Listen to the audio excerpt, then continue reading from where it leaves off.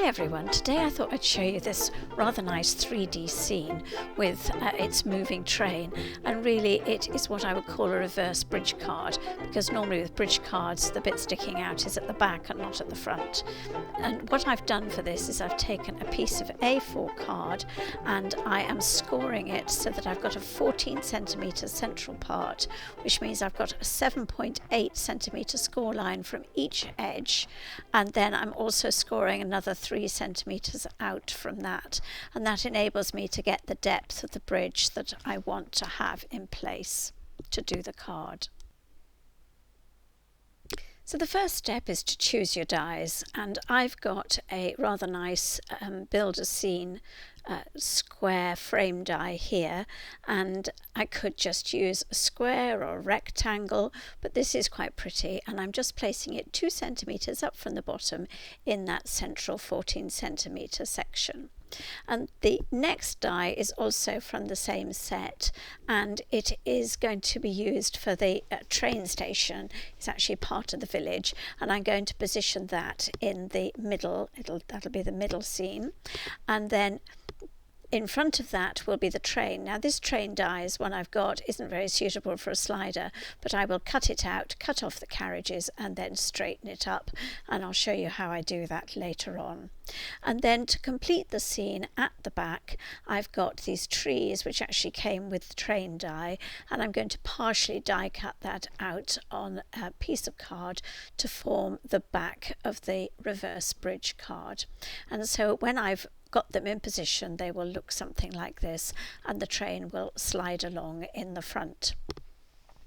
So the only other die that I'm going to be using is this Father Christmas, which is from a globe die, and I just want that Father Christmas himself because I want him to drive my train. And so I've got some little card stacks. So I've got my base cutting plate, a scrap of card, the globe die, very small card stacks positioned on top, and then I'll put my cutting plate over the top, and then I will run it through my Gemini machine, and that will enable me just to get the bit that I really want to use. So this is how it'll look when it's done, and there's the partially cut out Father Christmas in his sleigh, and I really only need his head. So I'm just going to take that off the scrap of card and just cut out that section, and I will be able to use it when I've got my train sections. So once I've done that, at the moment I've still got him intact on his sleigh, and I will trim it off, but I will position him in the cab, making sure there's a tiny gap at the top just so he can be visible, and stick him in place as I build up my train. The next thing to do is the back section, and I've got card that's 21 centimetres long by about 13 centimetres deep, and I've positioned it off centre because I want the trees to be at the back at the side. You can put them where you like, and again I am partially die cutting them using card stacks. There's no earthly reason why you couldn't just cut it out, get a piece of card, cut it to shape and stick them on, but I think they look nicer when they are integral to the scene, and so I partially die cut, and this is what it'll look like when I've run it through my Gemini, and then I'll just trim the excess card away and form that back section. The middle section is also 21 centimetre card, and it's only 10 centimetres tall, and this is how it's going to look with the frame in front. And then I've got this little rectangle which is about 5 centimetres deep by 14 centimetres across that I'm going to make the slider in, and I will have it in the foreground stuck onto the same bit that the train station is on. So that's 4.5 centimetres. My top tape is 2 centimetres wide, so I'm going to create a slice across the card, leaving 0.5 centimetre either end, 2 centimetres down from the top. And what I like to do with that is use my Fiskars cutter, but there's no earthly reason why you couldn't use a ruler and a scalpel blade. I've lined it up, and I am just going to run it with 0.5 centimetre left either end, just very carefully going up to that, because you can measure it on the centimetre markings on the side. And then I've got a very nice clean edge that I can run my train along, so it works really well. So the next thing that I'm going to do is I'm assembling my train, and what I've done is I cut the carriages off, and then I've taken a little piece of card just 1/2 centimetre wide, and I have stuck the train and the carriages along in a nice straight manner, keeping the wheels at the right level. The wheels for the train are separate, and I've also got dies that cut out the presents, a tree and a candy cane, and I've stuck them in the carriages. There's no earthly reason why you couldn't colour it if you wanted to, but I'm planning a all white project, so I haven't done it on this instance. I've stuck the Father Christmas in to drive the train, and now what I need to do is to enable it to slide along that piece of card, and to do that I need some little stilts to affix to the train, and because it's long I'm going to be using 2, and I'm sticking one just behind the driver's cab and then the other one on the back carriage, and I'm putting tiny bits of card in before that I'm sticking on behind as well, just to lift those legs away from the wheels a bit, because I need to be able to slide them along the groove. So it's worthwhile just being fairly careful with that and leaving just that little bit of gap. So I've stuck them firmly in place, and then I'm just going to test them in my rectangle with its cutout slit. So I'm feeding the legs through the slit paper like that, and making sure that those legs just slide over, and it'll be able to slide up and down. But of course I need the pull strip in order to be able to do that.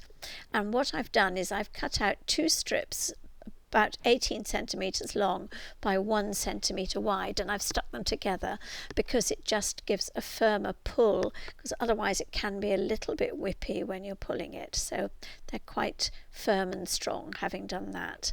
And then the next thing I've got to do is make sure that my train is right back to the end, and it'll stop where the end of the slit is, and then I'm going to just stick that pull just over the 2 legs of the slider, and then I will trim them, and I will put my sticky tape either side.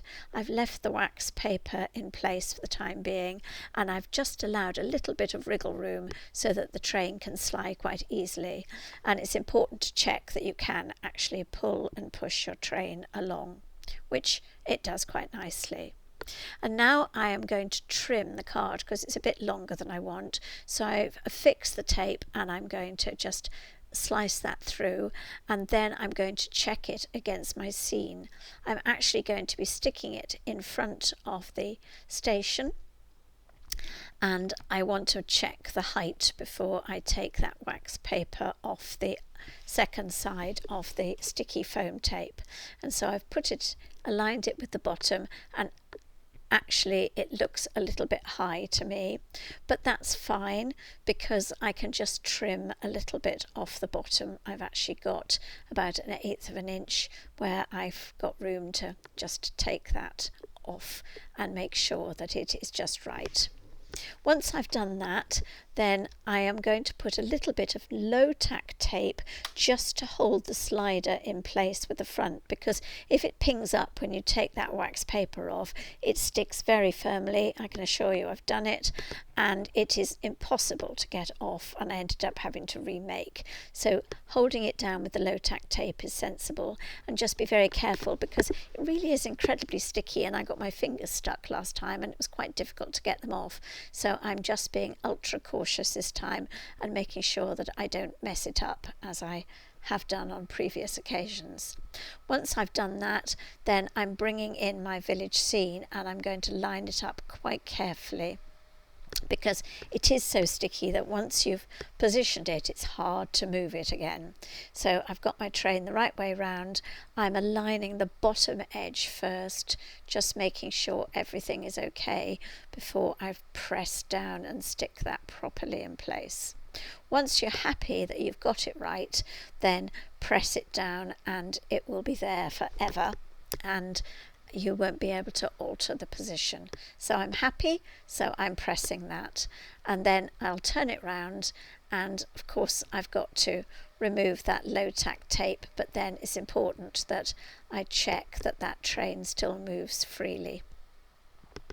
So I will just give that a little pull, and it works very well, and I'm pleased with that. So that's great. The train is made and it's pulled into the station. Now I've scored the lines at 14 centimetres, and I'm going to have to stick them in place. But first I've got to consider that on this bridge card I've got to feed the pull handle through the extension portion at the front, and in order to do that I've got to line up the bottom and make sure that I precisely cut out a slit to the exact measurement that it is positioned on the card. So I've taken my trusty ruler, and it's 2 centimetres from the base, and I want it to be positioned 1 centimetre back from that front frame. So I've turned the bridge frame to the reverse side because I'm marking with a pencil. I don't want it to show on the finished project, so I'm going to mark it 2 centimetres up. The actual pull handle is 1 centimetre wide, so I'm going to make it just slightly longer than that, about 1.1, 1.2 centimetres, and I've got it 1 centimetre in from the fold. I'm going to cut it out using my Fiskars trimmer, but you could also use a scalpel blade and a ruler. I find this works more easily for me.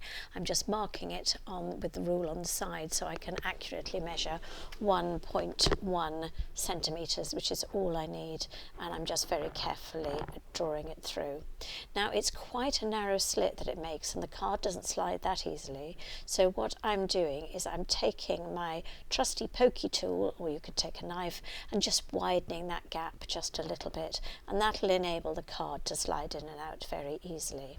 Once that's done, if you turn it over, you'll find that you can just slide your pull handle through that hole quite easily and check that it fits nicely and you are 1 centimetre back. Now the next thing I've got to do is to trim the sides of that middle seam, because they are deeper than they need to be. They only need to be 1 centimetre deep, and so I'm going to trim them on my guillotine before sticking them in place. And as you can see, you've got quite excess card on the side there. Once I've done that, then again, taking my main bridge frame, I'm turning it round, and I've marked with pencil where the side pieces should align, and it just means that I won't get a wonky edge. It's worthwhile just taking a bit of time to mark it out, and I've marked the pencils where that back fold is going to slit, and I do one side at a time. And what I'm using is double-sided tape, but you could of course use all-purpose glue or PVA, whatever your choice. So I've stuck the one side, and I'm now sticking the second side, putting that double-sided tape on, and checking the position before taking the wax paper off, and just lining it up and just being quite careful about the position. And it sticks really nicely, and that's absolutely fine. And that's what it looks like. Now I'm taking the back piece with the trees, and I'm going to have to score the line in the right position, and I will be trimming those edges to and I generally always measure the gap on my main frame, because although I started off at 14 centimetres, it might be 13.8 or 14.2, so it's worthwhile measuring it. Score your lines carefully, and then once again I'm going to be trimming those outer bits to 1 centimetre wide before sticking them in place. It doesn't have to be exactly 1 centimetre, but I try to keep it reasonably precise. And then that'll sit very nicely behind the first scene. So once again, I'm using double-sided tape, and if you have a precise 1 centimetre cut, you can line them up with the one in front. Now I've made a frame to go behind again, and that is 14 centimetres wide by the 18 centimetres high that I've got my card at, and I'm checking that it's going to stick in quite nicely. And I am going to put some iridescent vellum. It is white, but it's got that nice iridescent sheen on that back to create a nice light effect. And I also want it to be snowing, so I've just run it through my falling snow folder before sticking it in place, and I use all-purpose glue for that. You could use your double-sided sticky tape, but I have used the glue. And then I'm folding again a centimetre edge in, and this time I've got it facing forward because I want it to be right at the back, so it's sitting inside the other one. And I'm sticking it in, as you see, again using double-sided sticky tape. And once that's positioned, this is what it's going to look like when I turn it around the right way. There we are. And that looks quite nice. And now to finish off, this is a bridge card and I want a back to it. And I've positioned a little cutout moon. I got a tiny little moon die so that it'll show through the vellum, and it gives you a nice backlit without having to do anything at all. And it's a great hack for things like bridge cards or easel cards where you haven't got a back to them, they're freestanding. So I will just stick that in place right across the card. It is the full width and the depth. And then I've got my scene in position. I've got to adjust the handle on my card, and I'm going to do some decorations on both the side and the front. And I'm decorating the front using this little family unbranded die, and I'm going to repurpose it. So I've cut it out, and I have snipped part of it off, and I'm going to have the two children separate to the tree, and they'll be either side, so it will look as if the children are waving to the train. I've also got my nice snowflake border, edge border, that I have partially die cut because it's not as long as the height of my card, so I've had to extend it, and these are the lacy bits that I've cut out, and I'm going to have one each side stuck in place, and it makes a very pretty edge to my card. So I will do that and stick them in place using PVA glue, and I will stick my children and the tree on the front. I'm also cutting out a Merry Christmas in silver metallic card, and I will stick that on the front as well. And in fact, I had got little star shapes from that snowflake border, and I've stuck them on too. So this is the net result. And I've also trimmed the handle to the right size and used one of the little cutouts to put the pull sign on and stuck it on the handle. And that completes my card. So I hope you've enjoyed the project, and of course you can use any scene that you like and do whatever you wish, but I thought some of the techniques and hacks would be quite useful for whatever it is that you want to create. I do like 3D cards, I do like white, and I do like things that move, so this card has managed to combine them all, and I think it has been quite a fun project to do, and I hope you enjoy doing your own. Finally, just to show you that this card does fold for postage, I'd probably put it in a slightly deeper envelope, but actually it does fold very nicely.